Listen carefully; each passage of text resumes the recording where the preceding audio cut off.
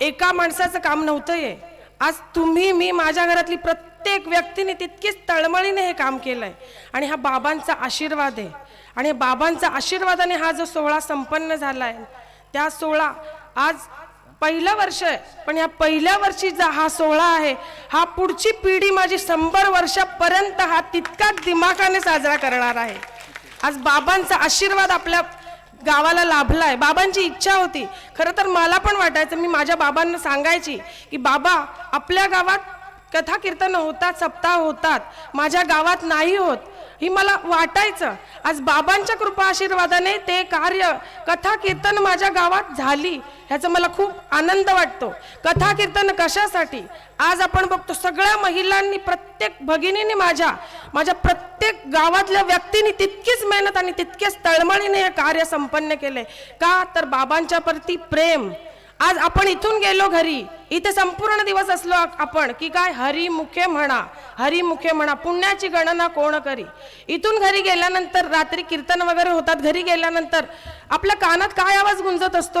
हरिमुखे म्हणा, हरिमुखे म्हणा, पुण्याची गणना कोण करी, कानात गुंजत असतो. रात्री झोपतो, झोपेत पण तेच विचार असतात, हरिमुखे म्हणा. मग या मनाचं भगवंतांनी अर्जुनाला सांगितलं, मनाचं काय?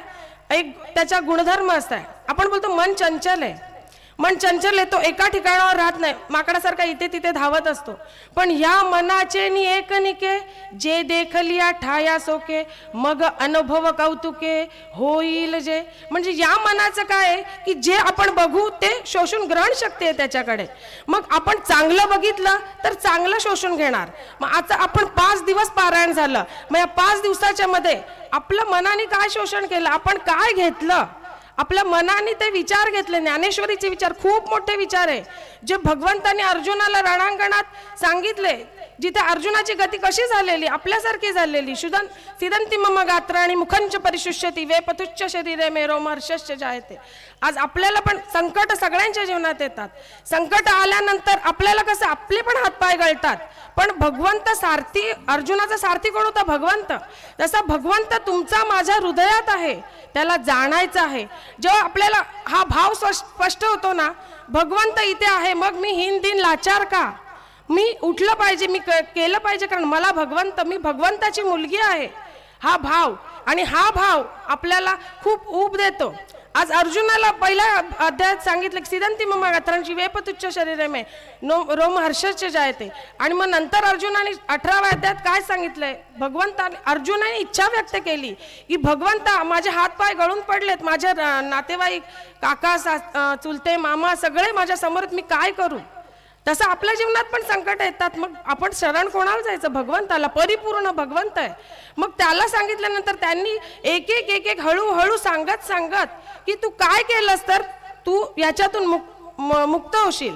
त्याच्यानंतर मग अर्जुनाने सांगितले यथेच्छसी तथा कुरु, तुम्ही सांगाल तसं भगवंत, आपण तसं सांगितलं पाहिजे देवाला. त्याच्यानंतर 18व्या अध्यायात आपण काय ऐकतो, अर्जुनाने काय सांगितलं, नष्टो मोहास्मृतिर्लब्धा त्वत्प्रसादान मायाच्युत स्थितोस्मी गत संदेह करिष्ये वचनं तव. माझा समोह नष्ट झालाय आणि तुम्ही जसं सांगाल तसं मी करणार. आणि शेवटी ज्यात रणांगण हे आपल्या आयुष्यात पण असतं, पण हे पळून जाण्याची जागा नाही. ज्याला भगवंताची शक्ती आहे, ज्याला भगवंताचा स्पर्श आहे ना, तो माणूस कधी थकत नाही आणि भगवंत त्याच्या भक्ताचा नाश होऊन देत नाही.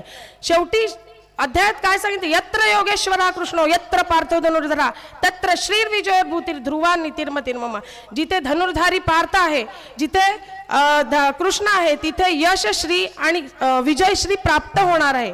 मग हे सगळं सांगितल्यानंतर भगवंत, हे जीवन सगळ्यांच्या जीवनात सुख दुःख येतात, पण ज्याला भगवंताचा स्पर्श, ज्याने भगवंताला जाणलंय, तो या सगळ्यांवर मात करून पुढे जातो आणि जीवन एक त्याला जाणायचंय. भगवंतांनी गीतेमध्ये सांगितलंय की मम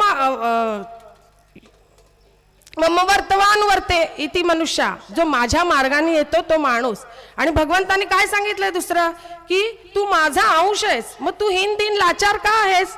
मग भगवंत स्पष्टपणे आपल्याला सांगतात की तू माझा अंश आहे. मग हा गौरव माझ्या मनात जागृत झाला पाहिजे, हा गौरव आपल्या मनात जागृत झाला पाहिजे. ही पिढी आपल्या हे विचार आपण तरुण आपल्या मुलांना द्यायची गरज आहे काळाची.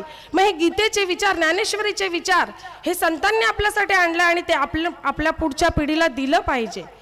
आद्य शंकराचार्यांनी सांगितलंय की आपण बघितलं की हे आद्य शंकराचार्यांनी काय सांगितलंय की सत्संगत्वे निस्संगत्वम, निस्संगत्वे निर्मोहित्वम, निर्मोहित्वम निश्चलत्वम, निश्चलत्वे जीवनमुक्ती. जीवनमुक्तीचा मार्ग सांगितलाय. मग जीवनमुक्ती, प्रत्येक जीव हा शिवाचा अंश आहे. भगवंत तिथून आलो आणि तिथे जायचं आहे आपल्याला. मग ह्याला मुक्त कसं आपण जाणलं पाहिजे, इच्छा ठेवली पाहिजे की भगवंत सांगतात की तू माझा अंश आहे, पण आपल्याला भगवंताला प्राप्त कर. भगवंता मला तुला जाणायचंय, ही भाव ठेवला पाहिजे. आणि भगवंत इथे आहे हो, भाव शुद्ध इथे त्याला जो जाणतो. आपण जगाला फसू शकतो, देवाला फसू शकत नाही. म्हणून भगवंताला जाणायचं आहे. मग त्यासाठी काय केलं पाहिजे, कथा कीर्तन. यासाठी आज पारायण झालं आपल्या गावात ज्ञानेश्वरीचं. हे काय करून जाणार आहे, आपलं संपूर्ण गाव शुद्ध झालंय त्या पारायणाने. आणि ही विचारधारा आज 100 वर्षापर्यंत आपल्या गाव शुद्ध होऊन आपल्या पुढच्या पिढीला मिळणार आहे. मग सत्संग कशाला, सत्संग केल्यानंतर काय होतं, सत्संगत्वे निसंगत्व, निसंगत्व निघून जातो. निसंगत्वे निर्मोहित्वम, निघून गेल्यानंतर माणूस निर्मोही होतो, कोणत्याही मोहाला बळी पडत नाही. हा भाव त्याच्यामध्ये येतो. निर्मोहित्वे सत्संगत्वे निसंगत्वम, निसंगत्वे निर्मोहित्वम, निर्मोहित्वम निश्चलत्वम. निश्चल माणूस चंचल नाही होत. सुख आले दुःख आले माणूस स्थिर. निश्चलत्वम जीवनमुक्ती.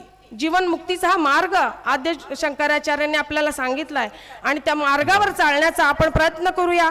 आपण ह्या वर्षी जे पारायण केलंय, पुढच्या वर्षी त्याच जोमाने त्याच उत्साहाने बाबांनी आम्हाला 5 दिवसाची दिवाळीच दिली एक प्रकारची. हा सोहळा आपल्या या 5 वर्षातले 5 दिवस आपल्या स्मरणात राहतील आणि पुढच्या वर्षाची आपण वाट बघूया तितक्याच उत्साहाने आणि जोमाने. राम. सुंदर असा